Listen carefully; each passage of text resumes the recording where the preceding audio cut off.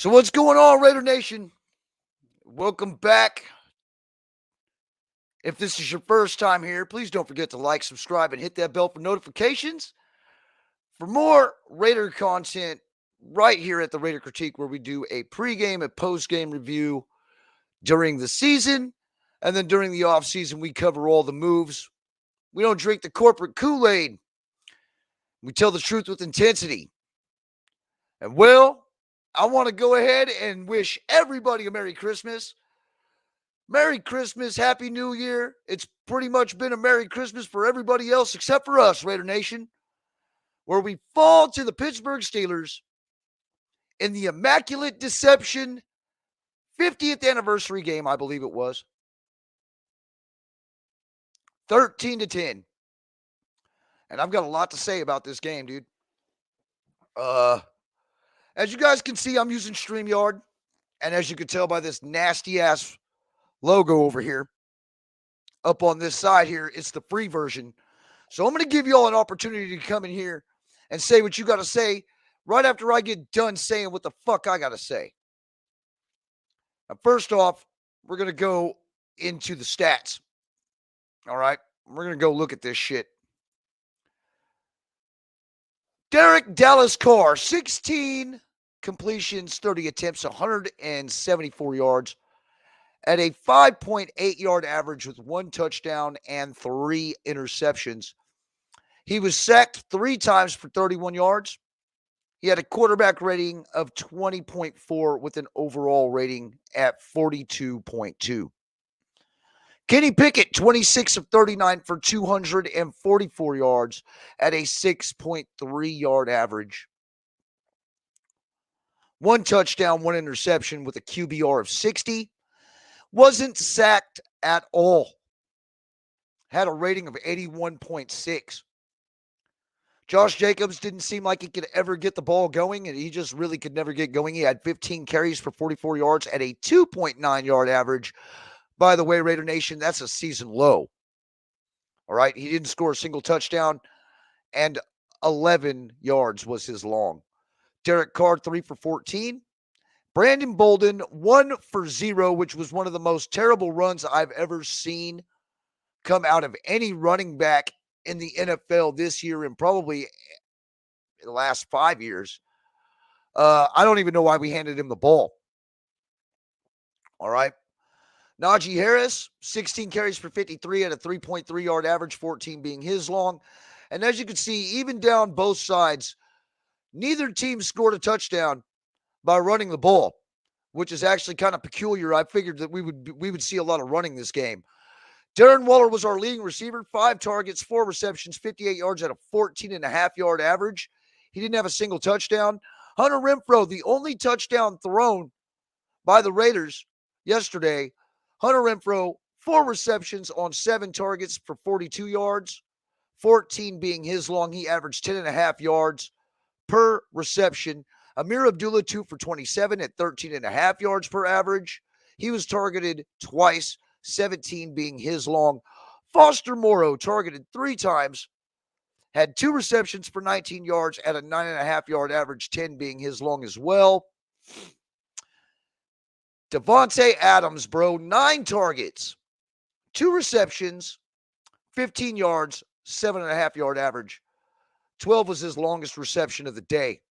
Mac Hollins, 1 for 7, targeted twice. Josh Jacobs, 1 for 6. 1 for 6, targeted once. And then Keelan Cole rounds it off on 1 target. Then you go over here and you look at their stats, and Fairmouth had 66 yards on 7 receptions. Dante Johnson, the guy I was worried about because he's their number 1 target, number 1 receiver on on their team, 64 yards on 5 receptions, 7 targets. George Pickens, 5 targets, 5 receptions for 57 yards. And then Najee Harris rounds it off with 9 targets, 6 receptions, and 42 yards, 19 being his long. George Pickens, the only one to score a receiving touchdown for the Pittsburgh Steelers yesterday. Defensively, Pretty much looks perpendicular down the whole side. Now, when we lost Chandler Jones, I didn't think that was going to be much of an issue, but obviously it was. Defense stepped up, man, and played really well yesterday just to be able to hold this team to 13 points. Now, I know the weather had a lot to do with it, you know, but playing in cold weather like that, man, it's really hard to do. It really is. It's very trying on someone. You're everything's cold, and everything stings, like especially when that football is coming at you at 900 miles an hour. Amir Abdullah had 3 returns for 50 yards. He averaged 16.7.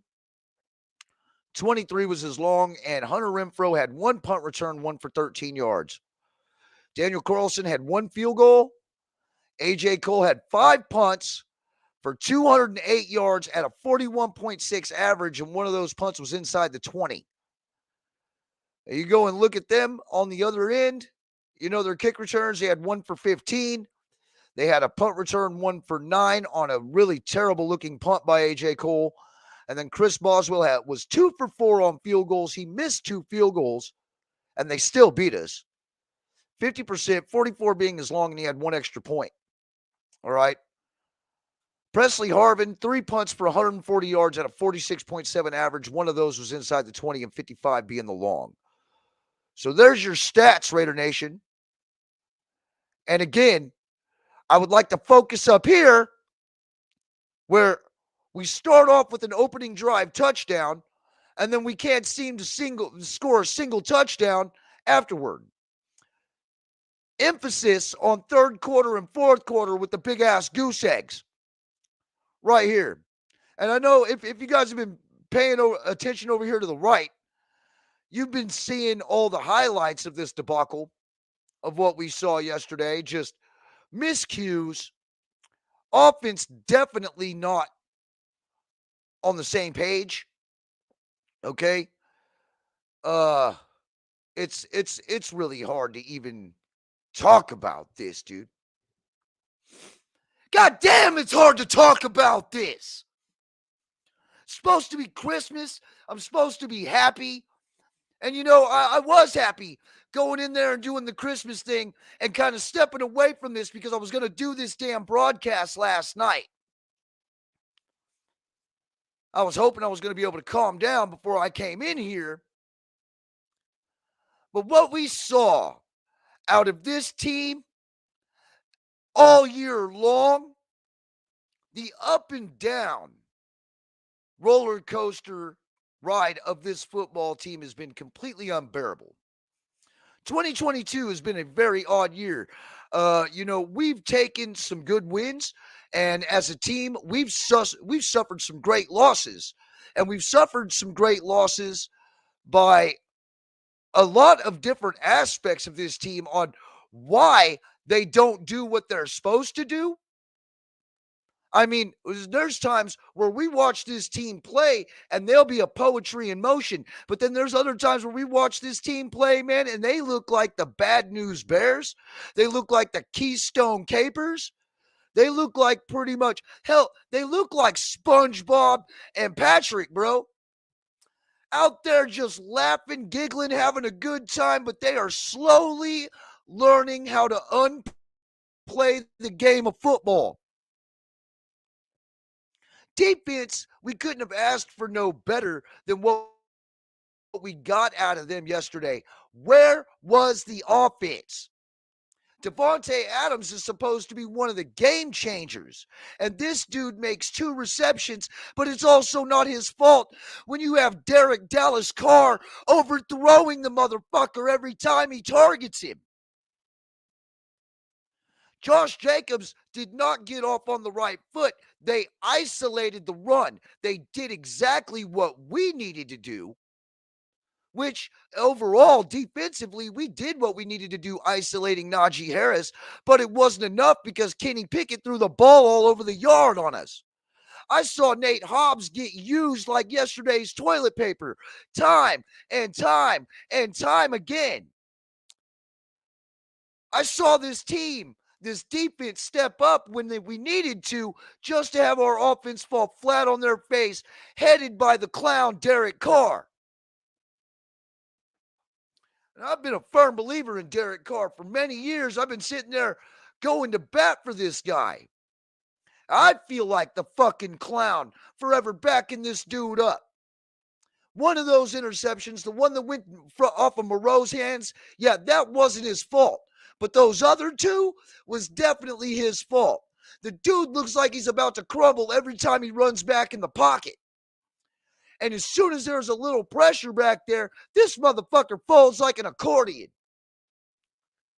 As much as I like Derek Carr as a person, as much as I try to back this guy for everything that he tries to do on the field, he is just way too inconsistent. Way too inconsistent that I believe to this point from now on that I do not believe Derek Carr is going to bring us to the promised land, Raider Nation. And I feel like shit for ever steering you guys on the emotional roller coaster that I've gone through when it comes to our quarterback, because I have been a firm believer in him and I have been pushing the narrative that he is the one to take us to the promised land ever since I started doing, ever since he was drafted. And maybe that's for the simple fact that we didn't have a decent quarterback. And that's what I mean, a decent quarterback until Derek Carr since Rich Gannon. And then, of course, when we got Jason Campbell, he was taken from us way too early.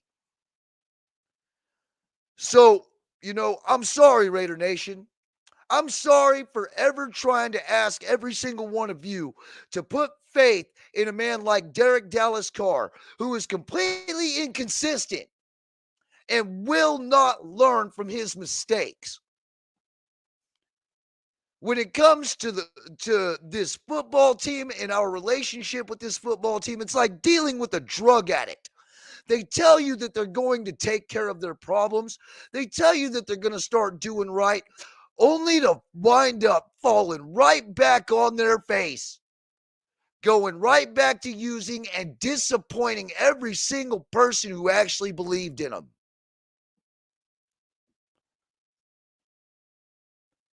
Why do we have to go through this? I ask myself this, on a day-to-day basis, Raider Nation. It's, when you apply yourself, I've always believed that, you're not going to win every single battle. You're not going to enjoy victory with every single battle that you go into, but ultimately, you want to win more than you lose. And Raider Nation, this team has made it now to where we're going to have a losing season, where they're going to have a losing season. So we're definitely not going to win more than we thought. We're definitely not going to win more than we've lost. And we just lost to a Pittsburgh team who literally doesn't have, at least from what I thought, didn't have the same talent that we had on this team. This team is an utter disappointment. The play calling, we can debate the play calling. As a matter of fact, I'm going to give every one of you, I'm going to drop the StreamYard link in the chat. And I'm going to let y'all come in here. And I'm going to let y'all voice your frustrations. Since I finally got to voice mine, the play calling has been lackluster. The offense is inconsistent and literally undependable. And the defense seems to fall short even when they bust their ass. And Josh Jacobs even called it out too, man. Josh Jacobs was like, hey, the defense can only do so much. I'm sick of this shit. So just like Josh Jacobs, I'm fucking sick of this shit too. I'm sick and tired of coming on this channel and reporting on losing season after losing season after losing season, trying to believe in a fucking pipe dream that we have the natural leaders on this team to bring us to the promised land. An owner who actually puts his father's legacy in mind, a winning franchise, a winning type of legacy, a commitment to excellence, and literally we're being sold on lies. Straight up lies. So let me go ahead and drop this in here. Let's see what the hell let's see what y'all got to say about this. You know what I mean? You guys are more than welcome to come in here, and we're more than welcome to sit there and talk about it. You can debate me all you want. This is the time right here, Raider Nation, where you come in here and you can either come and tell me, "Hey, I'm finally on the right track," or I'm wrong. So how do y'all feel about this, Raider Nation? Do y'all feel like that it's time to move on from Derek Dallas Carr? Because I damn sure do. I really do. I don't think Derek Carr is it. I don't foresee him taking us there. And Devontae Adams, as much as I like the guy, we have done everything possible for Derek Carr. We've gotten him a number one wide receiver. That was always a real big thing. Oh, we never had a number one wide receiver. Oh, he's never had an offensive line. All right. He's never had consistent play calling. There's been times where Derek Carr has looked great when he has been in a system for longer than a year or two. But it's too little, too late for a quarterback that's going to run us $35 million next year that's going to hurt the cap when he literally cannot put himself and this team up to the next level. That's literally it, Raider Nation. That's really how I feel about it. I've been questioning his leadership all year long. And it's not because it's unwarranted. It's not because it's a great topic because I'm going to get a lot of views on it. As a matter of fact, this is the last thing that I want to be talking about is getting another quarterback. But this, if we're going to do it, we need to do it in this draft.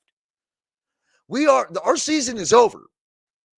It's done. It's written in stone. Whether we win the next two games or we lose the next two games or we split them, the season's over. We're not making the playoffs, so we need to start planning for draft. It's not about tanking. There's plenty of quarterbacks in this draft. And I've been hearing a roundabout number of around 18 college quarterbacks coming into this draft that are already NFL ready. I would like to go ahead and welcome our first guest because it looks like somebody's going to finally show up in here and talk shit with the critique. Well, everybody, I would like to introduce Jolie. Hey, bro, can you hear me? Yes, sir. Man, how are you feeling? Oh, man, besides, I'm happy that I get to sit here with Christmas with my family. Yeah. And I'm very fortunate for all the blessings that I have gotten this year. But when it comes to this football team, man, I don't feel good at all, dude. I don't feel good at all. It makes me question why in the hell I have been sitting on here since 2009 boasting about this team and promoting for this team when this is what the fuck they give us in return. I'm young, man. I'm 20, so I just I just started watching like football recently, maybe like 5 years ago, and I don't know every Raider game. Like I love my Raiders, but like every game, especially this season, it's like I'm watching the same game over and over again. We start off good. We start off good. We have a good fucking first drive, and then second half we just stall out. We just stall out, and then it's always a close game. Always. We can be up by 17. We've shown that we can be up by 20, and we will still manage to make it a close. That shit, it's frustrating. But you know what? Like I told myself yesterday, I'm not gonna let this ruin my Christmas. I spent time with my family. Just man, it's whatever, bro. It's hard not to let it ruin It's hard. Christmas. It's It's it's difficult. hard. You know what I mean? It's Even difficult. when I woke Yeah. up this morning and I'm watching the kids open up presents. And hey, I want to hold before I get into that. I want to welcome in another guest. our brother Al's ghost. But as Hey, I'm what? sitting there and I'm watching the kids unwrap their presents, man, it's nice to see the smiles on their faces, and I'm smiling on the outside, but on the inside, I'm thinking about that game, and I'm watching how we lost it, and it's been the Mm-hmm. same shit every game this year. Starting off hot, and then we fizzle off. Yep. Defense keeps us into it, and offense can't produce. And it's been like that game after game after game. We'll go up by 17. We'll get up by 2-score leads and then just completely watch it shit the bed. We've done it 5 times this year. Did y'all see Jacobs his interview after the Yes, I game? did. He just let it all out. He was like, I'm tired of this shit. I'm tired of dealing with this shit.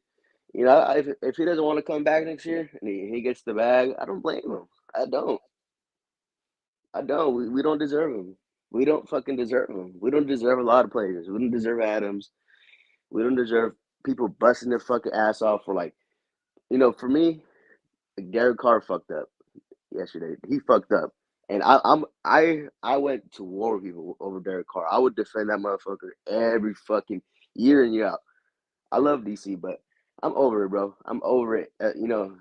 At this point, I just want to win. I don't give a fuck what we do. We can who comes. I don't care. I just want to win. That's all. I'm tired of having to fucking deal with Niner fans. I'm in Cali. I I'm deal with tired of fucking fucking Niner having to deal with everybody's fucking with every fans.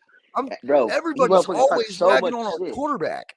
And it's like, fuck. I'm sitting here trying to fucking like back him up and be like, oh man, he'll have a bad game, and then we'll shit on him, and then he'll come out and he'll have a good game, and then we'll praise him. And it's like every fucking game, dude. Al, You what do you can't gotta you can't say, defend bro? it. You can't defend Hey, him turn your anymore. mic on, bro. You're Hey guys, muted. how's it going? Jolie, critique. Merry What's Christmas, up? everyone. Um, yeah, I mean, I think to echo what both of you guys have been saying, it's a tough loss, tough situation. Trying to, not let it affect me. I think it's easier said than done. Really wanted that W last night.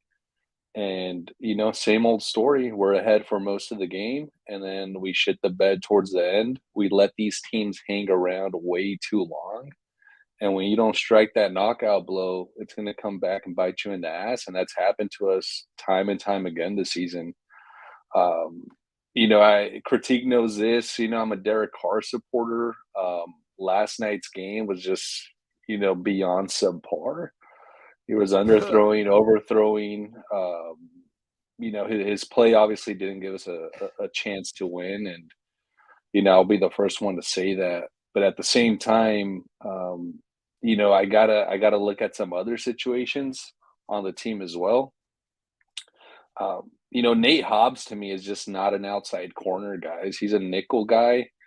And, I know we're shorthanded at cornerback, but to have him playing on the outside is a liability. Same with Meek.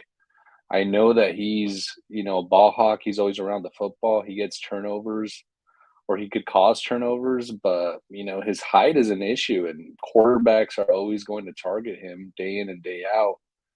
And frankly, I saw the writing on the wall in terms of seeing us lose once Chandler went out and once Denzel Perryman went out. And especially when Perryman went out, I'm not sure if you guys saw, but Sam Webb ended up playing linebacker. So the coaching staff, when you're going into these games, you need to have some viable options in the event of an injury or some crazy shit happening in a game. You need to have enough linebackers to go into a game with, and that was just a tough situation to have Sam Webb playing linebacker. But tough loss all around, guys. And I'm looking at the schedule from early on in the season, and frankly, I think all of us have some PTSD as a result of some of these losses. I mean, the Cardinals, remember that one, the first Chiefs game, the Jaguars, the Colts, obviously the Rams, and now the Steelers. I mean, multiple games that were in our hands to win. And if we would have pulled those out, we would have been, opening up a nice playoff present today. But a tough game, guys. Tough game. No joke, man. I mean, it is a tough game. And yeah, it's a team sport. And hey, Ern, get your ass in here, dude. Let's talk. Because I know how you feel about DC too. And yeah, regardless on how any of us feel, yes, he'll probably be the quarterback here next year. But I'll tell you what, man, this team is making a fucking grave mistake if we don't draft one next year. We got to have somebody groomed. I'm And actually. I and Go and ahead, and critique. any of these 18 quarterbacks who are supposedly NFL ready, I'll pick up. First, second, third round, it don't matter, man. As long as we have a predecessor to the Derek Carr era, because I'm tired of the Derek Carr experiment. Yeah, All Can right. can I ask you a question? Go go ahead. for it. Like, what do y'all think happens? Like, after the first half, when we know when we're up, why can't we score points in the second half? This happened last game, if I'm not mistaken. This happened I the know we didn't same used to have thing. this problem with Gruden. I mean, Like yes, what we would fall off happens? in like the third quarter sometimes, but normally we could at least put up points. In this, I think that I don't think they play with a sense of urgency. I don't think the coaching staff calls plays with a sense of urgency. They play to get the lead and then they try to hold the lead and manage clock. And it just doesn't work. That's exactly what happens, critique. Yeah, Jolly. I think there's two things at play. It's what number one, what critique said.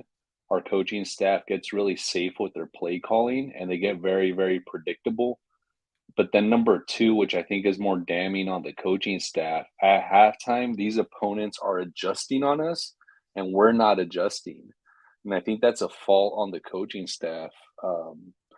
And so, whereas the opponent is playing chess, we're playing checkers, and we're just playing it, safe to win. And it just hasn't worked. It's a formula that just hasn't worked. And try to bank on on Jacobs to sort of run the ball for us and eat up the clock and eke out W's. It's a lot to be asking for a running back, and the coaching staff I think deserves some blame for that. But at the same time, these players need to execute. I also think of last night Moreau and Renfro. I think dropping some passes, tipping some passes for those INTs. They weren't necessarily the best thrown balls out there, but I Yeah, feel like they should have caught them. I think Tay Adams disappeared for long stretches of the game. And if you're the best wide receiver in the NFL, I need you to show up in big time moments, and he didn't. And if we're going to try to, keep Carr accountable, which I am, and I'm actually with critique on this, I think we should draft a quarterback in the offseason. I think we should groom someone else, and I think we should really light a fire under Derek Carr's ass to really compete and feel that competition in the quarterback room, because he hasn't had that competition in the quarterback room. I think the best quarterback that's been in that room with Derek Carr over his 9-year career has been Marcus Mariota. Other than that, it's really been a bunch of scrubs. Okay, no, yeah, And let's go back to that right quick there, Al. yeah, Okay, now because we've spent a lot of time, probably about 30 minutes or so, at least I have. 30 minutes or so sitting here, and by the way, and before I was on camera, it was a lot more, but trashing Derek Carr. All right, I've been trashing Derek Carr since last night, and here's my issue with it is, since we've been trashing him, let's go over to the point when he was good. What did we have going at that time that made Derek Carr play better than what he has played, like, say, this season? He's had competition in the quarterback room, which means he was never really comfortable having to sit there. You know what I mean? He wasn't completely consistent of knowing that he was going to be the starting quarterback when Marcus Mariota was behind him.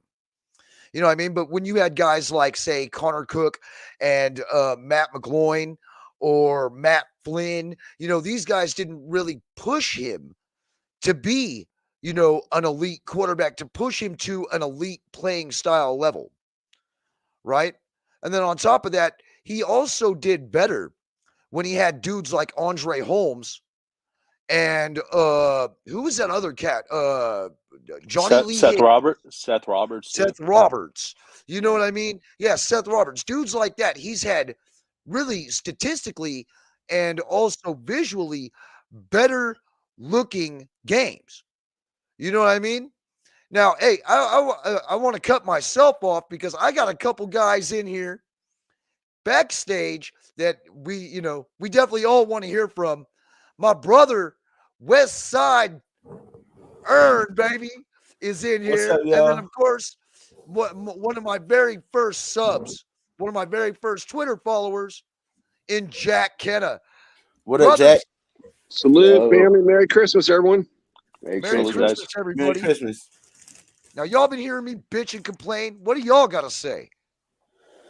Oh my God, where do we start? Derek just fucking, I don't know what happened yesterday. Just everything was overthrown from the beginning of the game, bro. Like even that touchdown to Renfro, that was all Renfro, bro. Because that ball wasn't even that good of a place ball. Renfro just made a hell of a play, stayed in bounds, and made a good fucking move to get into the end zone. So I'm not, I'm Derek Carr #1 fan, bro. But I have to be honest, bro. That shit yesterday was just indefensible. There's nothing you can really say to fucking excuse that shit. You know what I'm saying? Am I ready to throw him under the bus? No, I'm not fucking Coxie and T. You know what I'm saying? I'm not finna do that stupid shit. But like, I don't know. We do need to draft another fucking quarterback. You know what I'm saying? I'm not saying that we need to draft one in the first round to come in and take over for DC because that's just not going to happen. DC is still top 15 in the league. It's just I can't explain what's happening right now. But back to quarterback, we do need to draft one to groom for the future. I definitely don't Holy feel. shit. I feel Holy that shit, DC is Ern gonna be said back next that year. shit? See, No, now I that's mean, how you look, know we're having fucking no, quarterback no. problems when Ern's fucking out here going, dude, we probably might need to draft a quarterback. No, critique. It's not that. I've been saying that because right now, even if Derek Carr fucking if he snaps his ankle today, what are we gonna do tomorrow? We still got to have another quarterback, regardless if he's gonna take over for DC or not. We still got to have another one because our depth drop off is fucking atrocious. You got Derek Carr, then you got a plateau, and it's like 7 floors down to the next fucking level. You know what I mean? With Josh Jacobs, I've been saying it all year. Josh is going to be gone. He got that slap in the face by declining the 5th-year option. That's why he's playing like That's why he's playing like his fucking hair is on fire this year. And then now, like all this frustration, bro. The only way they're going to keep him is through a fucking franchise tag, and then they're going to be able to do it for 1 year, and he's gone the year after that. I mean, if I was him, okay, let's be honest. If you was Josh Jacobs, would you stay here? Hey, let's just keep it a fucking buck. tried to franchise tag me, I wouldn't play on it. I'd pull a Devontae Adams and fuck you, I'm not playing. No, look. So his motivations are completely different from everybody else's. Like he comes from living in a fucking car, you know what I mean, and being homeless and shit. So his motivation is to make as much money as he can so he can take care of his family. So he's going to take that franchise tag. But it's really like a slap in the face to even offer him a franchise tag. Give that man a 3-year deal for $40 million. What the fuck is the problem? It's not like he hasn't earned it. Every year that he's been on the field for us, he's produced. He hasn't produced at this high of a level, but he's produced consistently ever since he's been in the fucking league. What is the problem with paying this man? I don't get it. And you can't give me that he's fucking injured because Darren Waller is injured 10 times as much as him and you gave him the contract. So I don't want to hear that shit. What's the problem? Why do they not like Josh? You know what I'm saying? I don't get it. With the running backs, though, it's like, McDaniel's, system in New England was always running back by committee. That's why they didn't want to offer him that type of contract. And now we're regretting not offering him that type of contract. Yeah. And yes, I think they're going to slap the franchise tag on him. And yes, I think he will take it. And I do think they will figure something out and work it out with them. It's kind of the Ziegler way of doing things. They'll figure it out. And with Carr, you took all the words out of my mouth, man. It's like I feel like I shouldn't even came on. I should have waited like 20 minutes or something. Because that is absolutely all 100% correct. I mean, last night was like, wow, where is this coming from? And you know what? It just proves though one thing. I'm like Ern. I'm a Carr supporter, but last night just proved that Carr is not a cold weather quarterback. He just doesn't play well in cold weather. And now it's like the nail is driven into the coffin on that. That is just a pure fact now. And all that shit that Joey Bosa was talking, I mean, I'm sorry, Ern, I'm not trying to hate, but you can fucking blow fucking Derek Carr with like a really small wind and he'd fall the fuck down. Yo, critique. Like you touch his foot and he goes down. Why is nobody giving our rookie credit? Our rookie got his first career NFL sack yesterday. You guys didn't see it? I saw that, Ern. Yeah, I forgot about it because of the fucking terrible play by the offense. Dylan Parham got his first sack on Derek Carr, bro, and he's a fucking offensive lineman. How do you get thrown? How do you get thrown into the fucking quarterback, and you're the reason the quarterback goes down, and you're 300 pounds? Stop this shit. Man, you had me all confused there for a minute. Yeah, I remember that. I remember. Y'all know the first thing I said was, "That's exactly what the fuck I was saying on Dirty's channel." Was this motherfucker gets pushed back and bullied like a little bitch, and he falls into Derek Carr, and Derek Carr's got 2 left feet. Well, you said that on Lowe's channel yesterday too. That Parham, he's getting pushed around. He is smaller than a lot of the offense. I mean, he's solid. I mean, if you look at his history, he started off like 275 pounds, and every year he's like added 10 pounds of muscle because he's got a great workout ethic. And I expect him to be better next year and bigger and even stronger. What's the problem with the scheme where you allow him to go one-on-one against somebody that fucking dominant, bro? That's fucking retarded. You're supposed to double that dude. And you know what? Before I hopped on, you guys were talking about not adjusting. Well, that's been the case this whole year. Either we adjust good or we adjust like a POS. I mean, it's like honestly, it's been 2 halves of football the whole season. One half we play good. The other half we play like crap. One half our offense is good. The other half our defense is crap, or vice versa. And it's like there's been no consistency at all this whole season. Where are we? The saying should be 4 quarters, guys. We need 4 quarters, not 2 quarters. Yeah, to that point, Jack, I got the sense, I don't know if you guys got this sense last night, but I got the sense that, hey, and I'm personifying the Raiders players here, but hey, we gave it a shot the first couple of quarters. It's cold as fuck here. Let's just finish the game and go home. And I'm not sure if you guys actually listened to Hunter Renfro's post-game interview, but he was like, hey, you know what? We lost, but tomorrow it's Christmas, and it's a reminder of what's really important in life. And I get it. I understand that it's important to be there with your family and celebrate Christmas and open the gifts with your kids and all that. But yesterday was a critical game for the season. It was symbolic for a lot of reasons, right? For the 50th anniversary of the Immaculate Reception. And it was also important for us to keep our playoff hopes alive, even though they were very slim. But from what I saw, the body language from our team was, hey, it's cold as fuck. We gave it a shot. Let's go ahead and lay down and hop back on the plane to go back to Vegas and celebrate Christmas. They sort of gave up. They threw in the towel. I got that sense. Man, whatever players that, and for Renfro saying that after getting a big contract extension, man, you're trying to do it right for your family too. So don't say, let's go hop on a plane, let's go home. I don't want any quitters on this team. I don't care who you are. I want everyone to have the mentality of Max Crosby and just be a dog and just want to get after it and get it.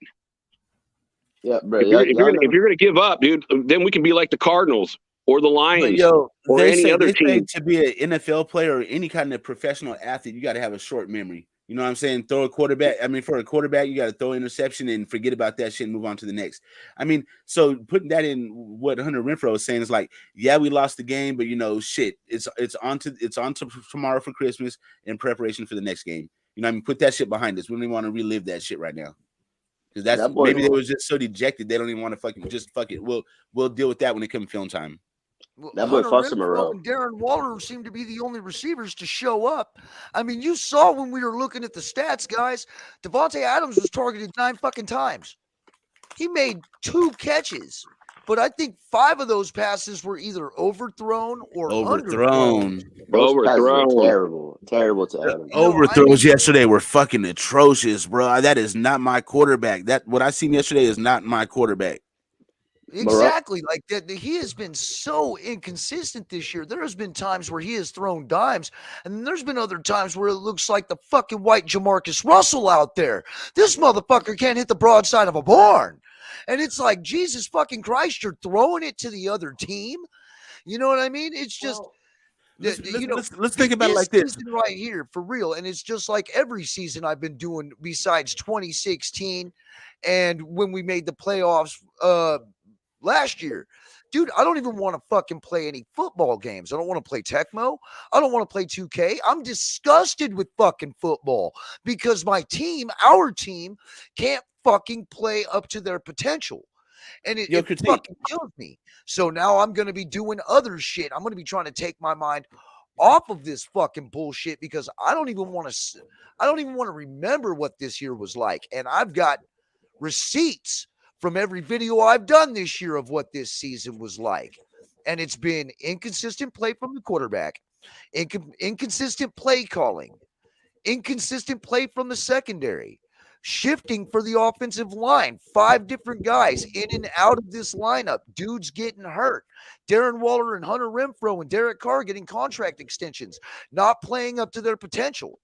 I mean, it's just this season's been a wash when it comes to football.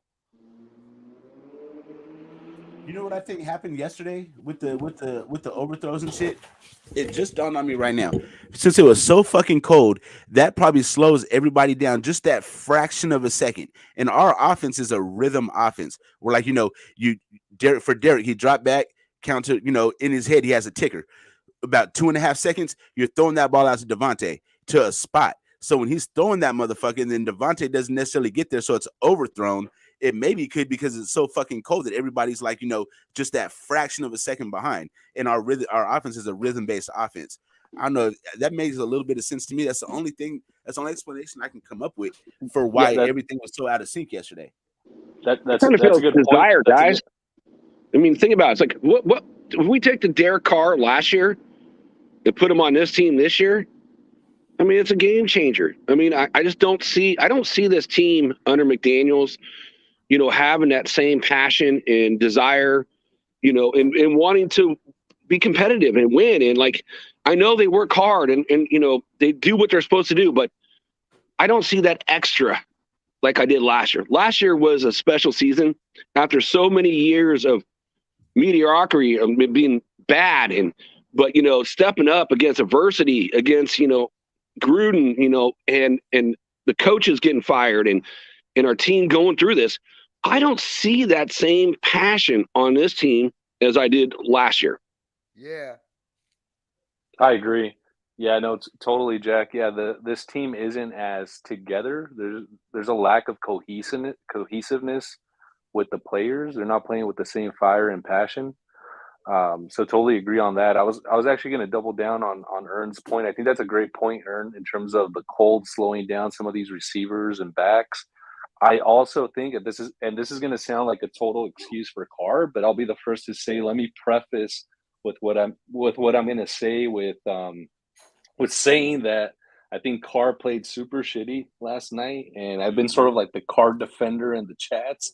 I'm sort of like the Ern of the chats whenever the lives go on. But I do think that wind played a role in terms of affecting the ball when he was throwing the ball. Yeah. And I put that on Carr / McDaniels. So if McDaniels is calling these plays with these 10-plus yard throws, they're just not advisable in those weather conditions. Number one, like as Ern said, you have the cold that's slowing down these receivers and tight ends and backs. And then number two, you have this wind, which frankly, to be real, the Steelers actually should have been up earlier in the game when they missed those field goals, and the wind totally affected those kicks earlier on in the game. So I do think that wind played a factor. But again, that comes back to McDaniels or Carr to change the play. You need short intermediate routes, short throws, and to prevent the ball from sailing. And I think the last throw that Carr threw was ill-advised. I think we still had like 3 timeouts at that point, maybe 40 seconds left. Just march down the field in a methodical fashion. See if he could get into field goal range. I don't think he needed to throw that deep of a pass at that point of the game. Anyways, Rafi. Hey, Rafa, what's up? Merry Christmas, Raph. Hey, Merry Christmas too. Sorry because I was so wasted, but what can I say about? Are you hungover? Yeah, that was a Christmas dinner with hungover, but yeah. But I gotta tell you, that means you'll be able to speak to where everybody will be able to hear you, Raph. And here it is, man. You're on the Raider Critique. Please give us your worst, my friend. I will say this. From the bottom of my heart. That team doesn't have a good leadership. It doesn't have. And Derek Carr, it sucks everywhere because we need a new quarterback with a lot of leadership, not Derek Carr. Because how the hell are we going to stand it? Because he can do anything. Because that's not an excuse about it. So what can I say to it? They need a good quarterback with a lot of intelligence and leadership. The leaderships are made for the quarterbacks, not for another like the running backs or wide receiver. So I will say this. That team needs to improve it. And for other reasons, they need to fucking change from the bottom. From the bottom to the top. That's not an excuse. Because we need to improve not only the red zone defense, the red zone offense, also the online, and of course, we need something better. They need to serve better, not Carr. Sorry. Well, either way, So man, who do you suggest out there that's better than Carr? I will say it like because they need a quarterback with a lot of intelligence and leadership. So what can I be pro about it? And have you ever seen that performance of Dylan Parham? No, Rafi, no, we're not doing that. Answer the question. Who out there is better than Derek Carr? Who's going to be an upgrade right now? They need can I jump in on that? Better. Yeah, I'd take Davis Mills over fucking Carr right now, bro. Where's the leave studio button? Well, oh my so god. Raph missed Raph just jumped in and he missed what I said, just right before that. We talked about, last season and the leadership of Carr. If we had last year's Carr on this year's team, it's a game changer. Where did it all go? Like, where did deterioration? Where does it stem from? There's no, no cohesion within the team in reality. So where does that comes from? The leadership, the guys running this team, and guys like McDaniels. So I know Carr played better last year. He played a lot better last year with a lot less. With a whole lot less. I mean, that's why I don't think it's all on Carr, because Carr's having to fucking learn a new system again. I'm just tired of repeating the same shit. Year after year after year, game after game after game, when this guy literally should have. My biggest fucking ploy with this guy is his leadership. Yeah. We need to have leadership from the quarterback position. You know what I mean? We don't need a guy who's going to be ultra sensitive on everybody's feelings. We need somebody who's going to get into these players and make them play better. Because when your offensive line is not fucking playing, Tom Brady would go out there and yell at him. Peyton Manning would go out there and yell at him. Ben Roethlisberger would go out there and yell at him. Brett Favre would go out there and get into him too. You know what I mean? Even old Boomer Esiason. It's been proven you don't need an elite quarterback to win the Super Bowl, but you need a leader. I agree, Critique. Yeah, we agree. Yeah, I agree, Critique. You need better leadership, but I'll also say that the coaching is just subpar on both sides of the ball. A lot has been any leadership out of Josh McFucknuts, so it has to rely on Carr. Exactly. Yes. No. Why don't we hold the head coach accountable for not being the fucking leader? Because at the end of the day, who's responsible for the team? That's the person that needs to be the leader. Right. And we Yeah, only have fucking Mark McBullcut to hope to God that he fucking makes the right decisions here. The issue is that Derek Carr's had 9 years. Josh McDaniels only had 1. There's only going to be one of 2 scenarios that happen. Derek Carr leaves and Josh McDaniels stays, or we keep them both. We're keeping them both. I don't even know why this is a discussion. Why are we talking about this? Agreed, Ern. If they're both going to stay, but let's look at one thing though. So guys, McDaniels comes back, or he comes to the Raiders after coaching Denver. What do we do to Denver? We sweep them. He puts all his passion and effort in certain games, and it doesn't feel like it's like in every game. And then we go to New England. We beat New England. It's like he needs to be there that way every single week and be a leader. But I don't feel like I don't honestly feel like he's a true head coach. I think he's good at what he does at being an offensive coordinator, but as a true head coach, I just don't know, guys. Hey, Jack, I would actually, I know a lot has been said about how McDaniels is this offensive genius and he's great at the X's and O's. Yeah. And he's a great offensive coordinator. But just because your system is super complicated doesn't make it good. No, I agree, because you look at the Raiders last year, super simple. John Gruden's offense, it got a lot of verbiage, but it ain't complicated. Our Gus was the most simple defense we have. And then we go to McDaniels, who's got a super complicated offense, and all the players are saying it's super complicated. And then we get Graham, and Graham's defense is super complicated. And we're drafting guys to play simple and fast, not to sit there and have to think on the field, just react. And this is having a big impact on what this team has done and why we can't sustain anything going forward.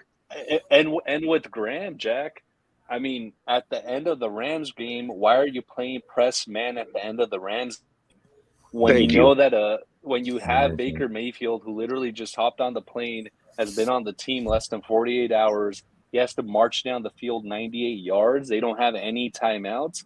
Why are you playing press man in that situation? Why are you having Max Crosby into coverage on 3rd and longs? Why are you having Cleve Farrell last night playing as a stand-up linebacker 5 yards behind the line of scrimmage? Why are you playing Sam Webb as a linebacker? Why didn't you bring in more linebackers to back up Perryman or Masterson in the event of an injury? To me, all of that is coaching.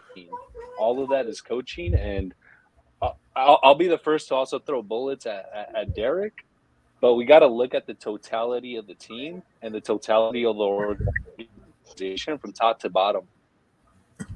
See, what kills me is there wouldn't have been another quarterback under center that I wouldn't have wanted besides Derek Carr.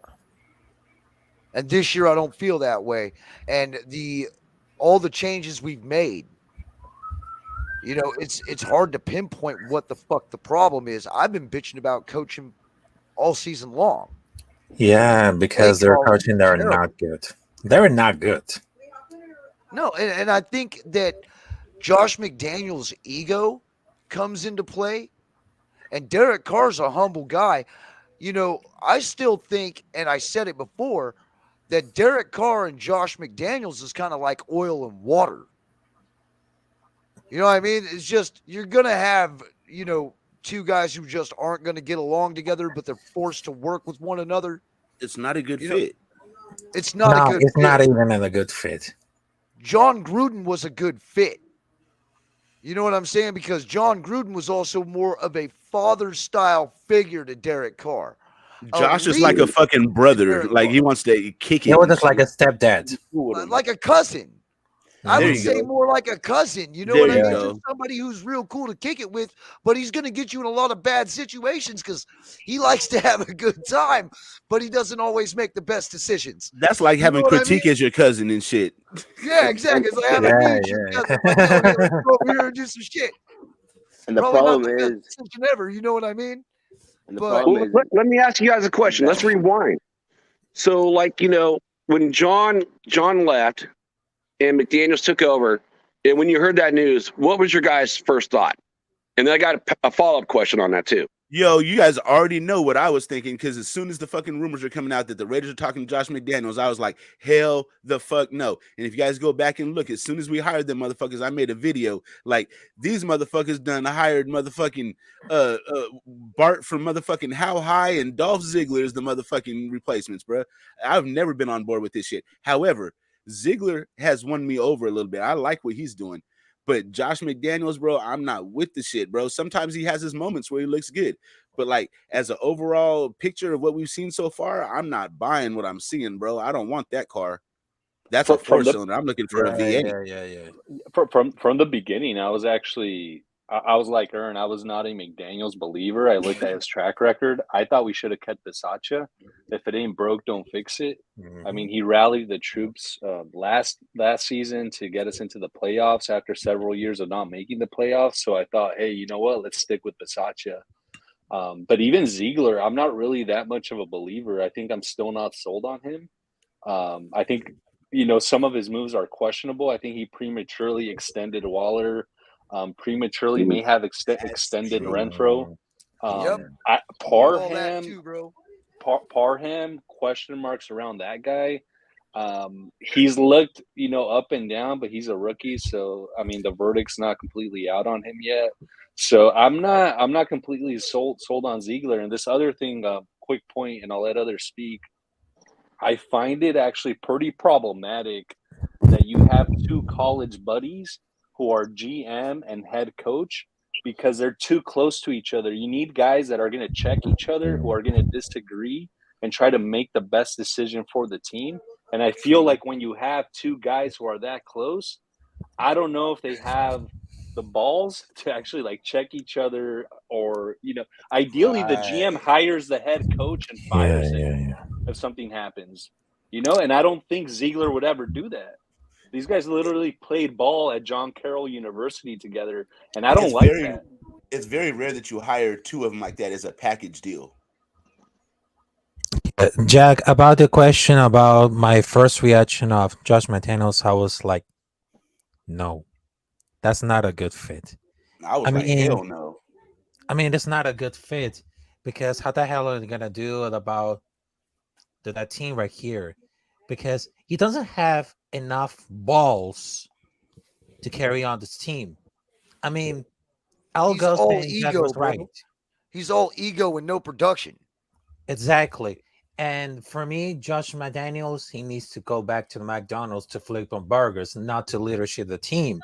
And what I was saying about Jack Hanna about the relationship between Derek Carr and John Gruden, that's a perfectly match because it took like hard years to process the defense. But between Derek Carr and Josh McDaniels, I mean, give me a fucking break. They're suck, but I think they had a little attitude adjustment because it's not because if they don't have the attitude adjustment, it's too late. The thing is, and it's like even though we're winning a few games and shit, bro, the games that we're winning, what have we had? We've had one really decisive fucking win, right? Everything else has been nail biter like a motherfucker, bro. Yeah. So like we literally could beat Jacksonville right now. I mean, who's fucking one and whatever? We could literally be the Houston Texans right now. We're only a few plays away from that. Now we're a few plays away from winning those games. But let's be honest, we're a few plays away from being 1 in fucking 12, 13. Yeah. I mean, that's a great point, Ern, and I think it showcases just how inconsistent this team is, right? We could probably be like the Bills. We could have the Bills record, or we could have the Texans record. Like that's how up and down this team is. I was also just going to say, speaking to the McDaniels question, even though I'm not sold on McDaniels, and frankly, I don't believe in McDaniels, I don't think we should fire him, because one thing that this team needs, this organization needs, is consistency. Consistency is the mother of success. How many head coaches have we had in the last several years? Look at the Pittsburgh Steelers. Check this out, guys. 3. Out of curiosity, yeah, exactly. Since 1969, the Steelers have had 3 head coaches: Chuck Noll, Bill Cowher, Mike Tomlin. That's it. Yeah, that's crazy. That's perfection. I mean, consistency, right, guys? A serious organization that drafts well. look at our recent drafts. I mean, to pivot the topic a little bit, since basically since 2002, since the early 2000s, I mean, our drafts have been terrible. I mean, outside of the 2014 and 2019 drafts, I would say we probably drafted the worst out of like any NFL team. Definitely top 3 in terms of worst drafting teams. We in the squandered last the Mac decade. pick. We squandered the Amari Cooper pick, except for we ended up with Josh Jacobs. That's the only thing that we ended up with out of that whole. We had a whole draft where we were supposed to rebuild the whole team. The only thing we ended up with was Josh Jacobs and motherfucking Gabe Jackson, and we let him go already. Yeah, and not just that, the free agents that we picked up, right? LaMarcus Joyner, Corey Littleton, all those guys that didn't pan Oh out. my God. Trent Brown, who Brown. committed literally highway robbery for like 12 games. I mean, just like, and people seem to forget. Do you guys remember when we traded away a 3rd-round pick for Martavis Bryant, who probably played like 5 games for us? Yeah. I mean, And then it's got just busted with some weed and got kicked out the league. Yeah. We traded a 3rd for Antonio Brown. That didn't pan out. exactly. I think it was Traded a a 3rd third round for pick. Antonio Brown. The Alden Smith project didn't pan out. Nope. I mean, we could go down the list. I mean, you guys remember like Eddie Vanderdoes, Jihad Ward, Oh my God. wasting 3rd-round picks on Lynn Bowden Justin Jr., Ellis. But Tanner see, Muse. here's the reason for that, though. You've got so many different coaching regimes coming in here who are running different schemes, who are looking for different onsets and different attributes of players, bringing in all these different cats, and then pretty much just trying to polish a turd, man.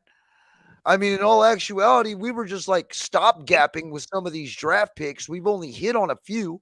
Ruggs, we hit on. Don't forget about Henry Ruggs. We hit on that, and it was just an unfortunate event that we even lost him. True. I agree. But then we had dog shit like Eddie Vander does and Jihad Ward and free agency debacles and AB and the offensive line woes. Getting rid of Hudson was a fucking mistake. You know what I mean? Because that Awful was mistake. leadership on the line. Yep. But let's be real about it. We've had 2 different head coaches in the last 4 years. Well, 3 different head coaches in the last 4 years. With Gruden, Bisaccia, and now McDaniels. McDaniels and Gruden are completely opposite. Yeah. Yes. And the team's going to have a hard time adjusting to it. I mean, as we could see, it wasn't just plug and play like it should have been, because that's what we were expecting this year, was just plug and play. It was a revamp, not a rebuild. In all actuality, it's been a rebuild this whole time. It's been a rebuild in knowing the scheme, in running Josh McDaniels' complicated system, and these players having to adjust to a guy who's not really a raw guy. And he'll tell you straight up that he's not that. I'm only an X's and O's dude. It's not my job to motivate the players. Red flag. Big fucking red flag. Yeah. Oh, yeah, that was a So flag. true. I mean, look at the opposite. Fisaccia was like the opposite of that. Yep. He's not going to run the offense. He's not going to run the defense. He's going to run the special teams. But he's a motivator of men. And fellas, I think at the head coaching position, that's actually what you need. You need the field general. You need the guy who's going to rally the troops. You have the position coaches. You have the offensive and defensive coordinators to actually do the X's and O's. But the guy who's actually going to light the fire under their asses, it has to be the head coach. And absolutely. Yeah, it has to be the head coach. And just to quickly go back to the drafts, I'm not sure if this is going to be a hot take or not, but over the past 20 years, we've been in a rebuild. And I would argue that we've been in a rebuild because of how shitty we've been drafting year after year after year after year. I mean, it's absolutely mind-boggling how we haven't hit on certain players. Go ahead, Ern. Check it out. You know what I think it is? I think it has to do with all the turnover at head coach, because different coaches come in with different philosophies regarding football, right? So some of them want to build the line. So then they build the line, and then they're like, okay, now let's move on to the defense. And then the fucking coach gets fired before the fucking defense is built. So now you have a line that's built, and then the next coach has a different philosophy. Yeah.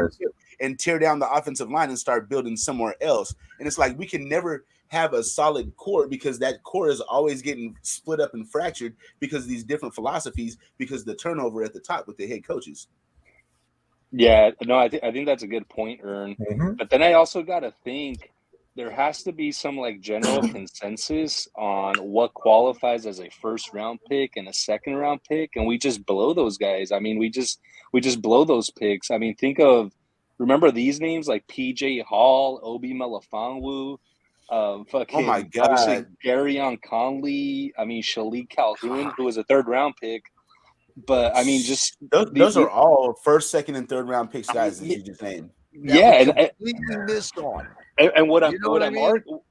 and what I'm arguing, I guess, is for these high draft picks, these first, second, and third round draft picks, especially the first and second, you should be able to hit just purely on talent, irrespective of scheme.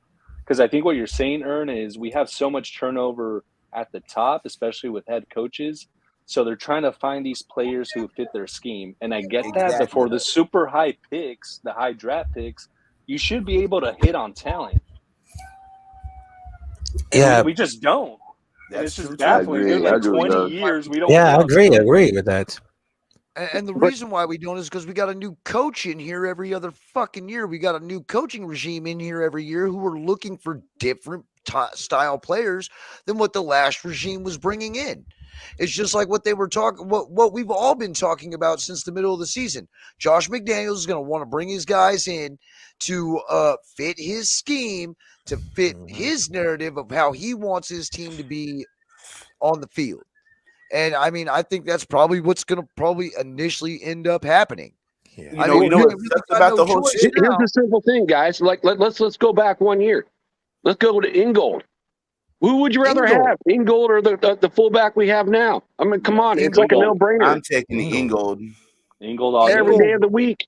10 times out of 10. You know what I mean? Hey, Ingold. you guys know what's crazy is that Change the now that scheme.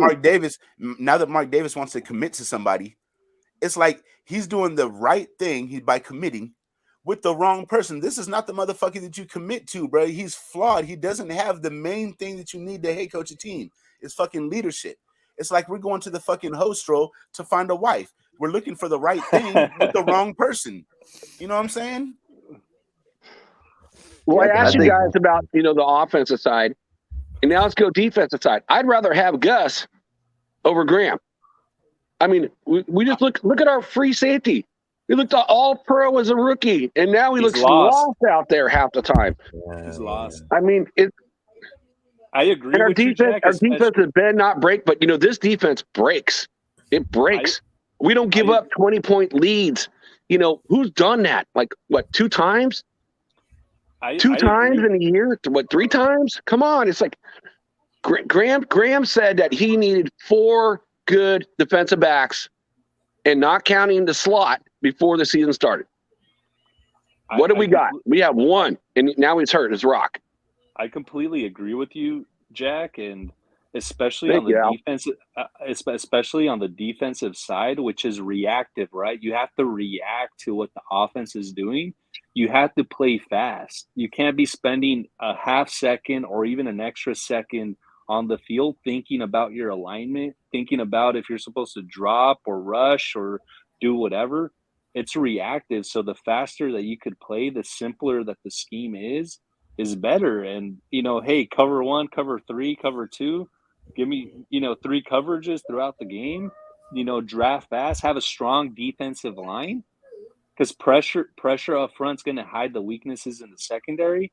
It's not that hard, guys. Look at the Niners defense. I know they have some dogs at linebacker and secondary. But that defense is about the front. That defense is about, Bosa and, Armstead up front and the rest of those guys. I mean, That pressure allows the bust secondary pipes. to eat. Right. Yeah. Well, I'm going to go ahead and pretty much get on out of here, man. I'm going to at least, I enjoyed talking with all y'all about this game. I'm going to go inside and enjoy my first Christmas in about 4 years with all of my children here. Wow. So, you know what I mean? It said that that right there, like I said, this year's been up and down for all of us, especially when it comes to football. But I mean, at least in life, we can win. You know what I'm saying? Like I see Ern out there. You're out there hitting the damn weights. You're trying to get yourself better too, bro. You know what I mean? If our team can't win, at least we can take with ourselves, the initiative of showing this team what it's like to commit to excellence and actually go out there and win. Because if at least they're not going to do it, at least we can, Raider Nation. Don't let this win. Don't let this loss bring you down. Don't let this season bring you down. You know what I'm saying? Enjoy the finer things in life, because right now football just doesn't happen to be one of those things for us. So I want to go around the board here. I want to thank everybody for stopping in. I would shout out the chat, but there's so many of y'all in here, and you guys have kept it consistent in between 20 and 30 people in here. And for that, I salute all of you for showing up here to the Raider Critique. We're going to start at the bottom corner. Jack Kenna, man, tell everybody, where can they find you? Well, I have a show on my own. I always come on everyone else's shows and support all you guys, because you guys are all my brothers. I say that every time I see guys in the chat. I say salute, because you guys are my Raider Nation brothers. But I do hop on with OG Dos Pandeos when he's got the energy to do it. So check out his stuff. And guys, this is going to be our Super Bowl this week, coming up against the Niners, New Year's Day. I'll post it in everyone's chat. If everyone wants me to post it, the history of the Raiders and Niners, I found a good link for it. But this is the Super Bowl. This is our Super Bowl coming up. We got to beat the Niners. Guys, Merry Christmas. Love y'all. Out. Have a good one, Jack. Yeah, have a good one. See you, man. Have a good one, man. All right. Good takes, man. Good takes from Jack. All right, Raph, why don't you tell everybody where they can find you, brother? Okay, so you can find me on Twitter or Instagram as @Capitan Rafucho. Also, you can subscribe me Rafael Chassin on my YouTube channel. Basically, I didn't have much time to create content because during the holidays and of course the snowing, which is gonna be for next week, and I should do a late show this week. But I have a good time because you know what? I had my Raider brothers right there because they had so many takes. They had a lot of information to prove because these are my brothers. The Raider Critique, Jack, also West Side. I know they're repping for this one right here. And I just wanted to say it. Merry Christmas, Happy Holidays for everybody else in the Raider Nation. And believe it or not, there's a difference between John Gruden and Josh McDaniels. Gruden has a killer instinct. Josh McDaniels hasn't. And that's all on my point. And I'm sorry to do that because right now I'm still struggling and I'm still learning about the story. But for all these fans, for the Kansas City Chiefs, Los Angeles Chargers, Denver Broncos, the Donkeys, and of course, the San Francisco Niners. You know what the finger is? Fuck your team. Raider Nation for life, motherfuckers. Hell yeah. Later on, Raph. It's good having you on, man. We're going to work with you on that shit talking, Rafi. We got you. Yep. We're going to work with you, bro. Oh, okay, so I know in the comments, man. We got to get that Carolina out of you and get that Compton SoCal in you, baby. Man. If it's one thing about Raider Nation we can definitely teach you about is shit talking. For sure. Yes. Some years that's all we got is the shit talking, bro, because our team is so ass most of the time. Exactly, man. You have to learn how to protect yourself somehow. Man. It's Raider Nation for life, Raph. All right, Joel. Salute. Man, why don't you tell everybody where you come from and how we can find you? Do you have an Instagram? You got any socials? We noticed that you ain't got a picture, but you got some pretty damn good takes. What do you got, my friend? Hey, man, I won't promote my social media or anything, but I'll be in the chat. I watch all y'all. Shout out Critique. It was my first time hopping on the channel to talk, but I appreciate you having me on Critique. Salute Ern and Els Ghost. Nice talking with you, bro. For sure. The pleasure was all ours, bro. Hey, for sure. Wait, who was that again? Critique? This is That is Joel E, bro. Oh, Joel E. Okay, yeah, I see him in the chat. Yeah, what's happening, homie? Yeah. See him yeah. always in the chats, bro. Like, and he be blowing up some shit with some dimes. Right. But y'all take it easy, man. Don't critique said, don't get too over this shit, bro. We at the end of the day, we don't really got much fucking control over the fucking team. You know, all we can do is fucking Yeah. watch. All we can do is fucking watch, and we passionate about this shit. So that's why that's when we get emotional. That's when we get frustrated. But just take it easy, bro. Fuck, enjoy your holidays and be safe, have fun, all that. Hey, Yeah. thank Have you a for happy stopping holidays, in, bro. Joel, man. And we'll catch you again on the next live, bro. I'll probably be doing lives like this from here on out until the end of the season. Just seems like the only way to go because, to be honest with you, if this team can't fucking give any of us the effort to get out there and win the fucking game, then I'm not going to put forth any effort into making those fucking backdrops. So, you Man. know what I mean? Facts. Shit. Shit All is right, crazy. Al. Al's Ghost, man, my brother. Why don't you tell everybody where they can find you? Hey, what's up, fellas? Similar to Joe Ali, don't really have social media or anything like that, but I'm active in the chat, active on some of the lives. Always appreciate talking Raiders football with you guys. Tough loss last night, tough season, but keep your head up. You know, enjoy the holidays with the family. Focus on what's important, and these motherfuckers get paid millions of dollars to play this game, and if they're not worried about it, we shouldn't worry about it either. So. Stay up, guys. Really appreciate the time critique. Keep on fighting for Carr in these chats. I got. For sure. I'll have your back in the chats. But have a good one, guys. Really appreciate it. Yes, sir. Happy holidays to you, bro. Happy holidays to you, Al's Ghost, man. And thank you for stopping in, man. And thank you for being such a great supporter to this channel, bro. I think it's only fitting that we end this, bro. Yes, sir. So you guys already know you can hit me on Instagram, Twitter, or what's this? YouTube at Westside Media. But so that's Monday through Friday. But on Friday, what is it? Sunday through Thursday. Because on Friday and Saturday nights, between the hours of 9 p.m. and 3 a.m., I be fucking the shit out of these car haters' mamas. You know what I'm saying? So you have to just send me a message and I'll hit you back after I'm done. Yeah. Yeah. As far as the Raiders, I don't give a fuck. We win, lose, or tie as Raiders till I die. I don't give a fuck, bro. You know what I'm saying? It is what it is. And I support all the players on my team until they're no longer on my team. Well And said. That's how I rock. Well said, man. Well said. But I think we've all eaten a lot of crow when it comes to this football team. I've got many receipts out there of a lot of information that I'm eating crow on after putting it out there. And, hey, it's humbling all in the same, but it's also depressing because we have backed this team through thick and thin, and we'll still keep backing this team through thick and thin until they are Raiders no more. They are our favorite players in the league. And I mean, that's just really the bottom line to it. Now, I saw a lot of comments in there about Tom Brady. And look, I would rather have a hole in the face than ever have Tom Brady come play for this team. And no shit, I will take the motherfucking piece and put it right to my head and let you squeeze it. Bro, because Before you ever put Tom Brady on this fucking team.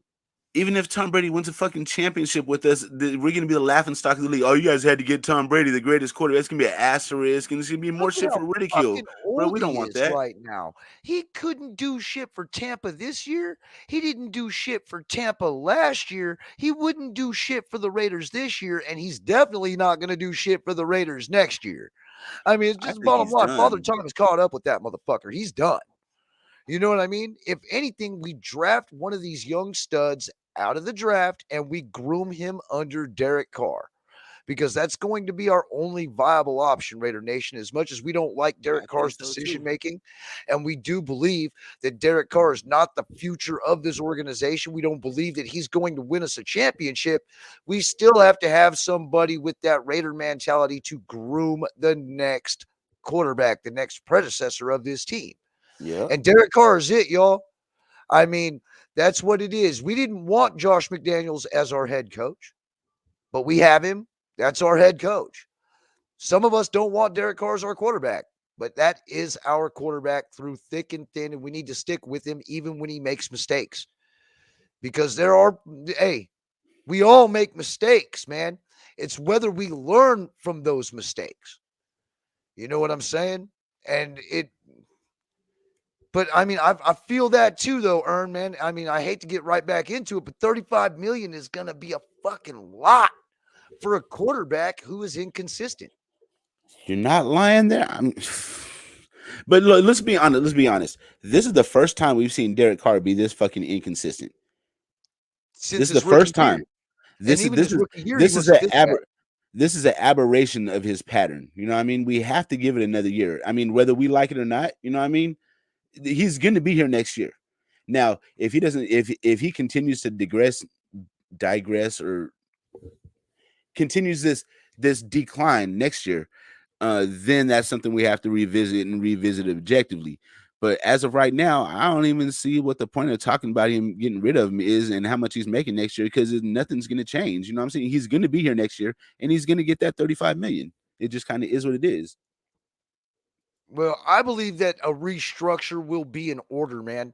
Especially if he That's a wants to stay possibility. on this team. I think that a restructure should be in order for him, but they also need to restructure Waller and Renfro for being gone over half the year this year. Because all that money that we have tied up into that is really hurting the defense on But what we yo, need to solidify in the critique. secondary. Think about this. When you restructure a contract, then you're married to that contract for the life of that contract, and you get a severe cap penalty for parting with that player. That's the downside to restructuring. Yeah, no joke, man. Well, anyway, everybody, man, we thank you for stopping into the Raider Critique, man. And if it's your first time here, please don't let it be your last. Hit that thumbs up or the thumbs down. Doesn't matter. It helps the algorithms. But please subscribe to the channel. Share on all your social medias. Man, hit Get that this sub for channel. critique, man. Come on, man. Stop bullshitting. Y'all out here got my man looking crazy, man. You fucking like y'all act like you don't deserve the shit, bro. Y'all tune in to watch the shit. Hit the button, man. Come on, stop bullshitting.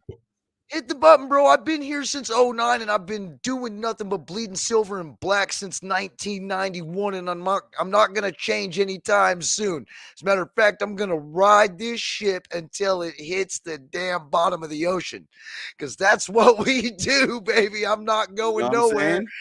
Hey, I would rather go down with this ship than sit there and ride on a log of what the fuck I call every other team's fan base just for their little small fun in the sun for what they get. Because honestly, there is no better fan base in sports, in anything, than the Raider Nation. You know what I'm saying? And we prove it every time in the parking lot, during every game, every time we're out, every time we're at work, we're always sporting. You know what I'm saying? We keep We it real prove it whether by we keep win, on lose, or buying tie, them. baby. We keep it real by buying them bullshit jerseys, these bullshit players, and we keep on not fucking winning. Perfect example. Look at Critique's picture behind him. Actually, that's not really Exactly. bullshit players. Deshaun Jackson didn't pan out. McFadden, somewhat, not really. Flores is cool. Yep, Rice, Flores. you know. Yeah, Jerry Rice was Jerry Rice, and Ronnie Lott was Ronnie Lott, which you can't really see that one back there because the four's covered. But the point But is that we're loyal as shit. We keep on losing year after fucking year, and we keep on supporting the fuck out of this team harder than any other fucking fan base. I Sorry, had a Critique, go ahead. Jamarcus Russell figurine. What does Holy that shit. tell you? You know what I'm saying? Now, that motherfucker, I caught it on fire after we got rid of him. You know what I mean? But hey, I had it. I literally had it. And if you don't believe me, I'm sure, just go back to was a couple of my 09 and 2010 videos. You'll see I've got it in the background. You know what I mean? So we've been here, man. And, we're going to continue to be here regardless on how this team plays. And, yeah. well, I just hope that, hey, this season's lost. Don't get that shit twisted. This season's over. It's a losing season. You know what I'm saying? But maybe next year will be better. I'm going to do everything I can to try to finish out the year this year. You know what I mean? Because I'm going to be honest with you. My post games and my pre games are just all going to go into one now. You know what I mean? At least until the end of the season. But I honestly, because of the way this team has played, Raider Nation, I can't wait for off season. and I'm sure neither can y'all either. That's for sure. Gotta see So what anyway, that's for sure. gotta see So what anyway, improvements and changes are going to be made, and yeah, hope for the best for next year. hope the best for next year, Raider Nation. But anyway, enjoy this holiday, man. Enjoy your New Year's. Please don't drink and drive. You know, we don't need anybody having any type of incidences of what we had last year and the year Right. before with the team. So please don't get behind the wheel. If you're drinking, man, call an Uber, call a taxi, call your homeboy, get a family member to take you home, whatever it is, man. Just please stay off the roads. Don't get behind the wheel and keep yourself safe for another year. And don't let this team bring you down, Raider Nation. Yeah. It's just like I've always said, like we always say right here on the Raider Critique, we tell the truth with intensity and we don't drink the corporate Kool-Aid. And it's always Raider Nation for life. We'll see y'all later, man. You guys have a wonderful holiday season. Merry Christmas, y'all. Merry Christmas, brother. Thank you for coming Thank you in. for having me on, big dog. Have a good one. You too, brother.